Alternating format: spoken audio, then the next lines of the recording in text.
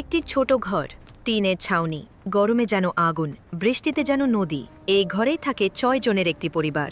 মা রুকাইয়া বেগম, তার চোখে আজও অপেক্ষা একটা ভালো দিনের। তার ছেলে আরিফ, বয়স মাত্র ১৬, কিন্তু দায়িত্ব তার বয়সের চেয়ে অনেক বড়। প্রতিদিন ভোরে ঘুম থেকে উঠে সে বের হয় কাজের খোঁজে, কিন্তু কাজ যেন তাকে এড়িয়ে চলে। ক্যাম্পের সরু গলি, যেখানে সূর্যের আলো ঢুকতে চায় না, সেখানে শিশুদের শৈশব হারিয়ে যায় ধীরে ধীরে। পানি নেই ঠিকমতো, বাথরুমের জন্য লম্বা লাইন, অসুস্থ হলেও চিকিৎসার সুযোগ নেই।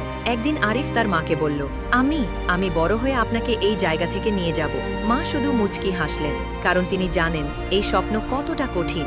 রাত হলে পুরো ক্যাম্পটা অন্ধকারে ডুবে যায়, কিন্তু কিছু চোখ জেগে থাকে, স্বপ্ন দেখে, একটা আলোর, একটা পরিচয়ের, একটা সম্মানের জীবনের। এই ক্যাম্পে জন্ম নেওয়া মানুষগুলো আজও খুঁজে ফেরে তাদের পরিচয়। তাদের গল্প কেউ শোনে না, তাদের কান্না কেউ দেখে না, কিন্তু তাদের আশা এখনো বেঁচে আছে।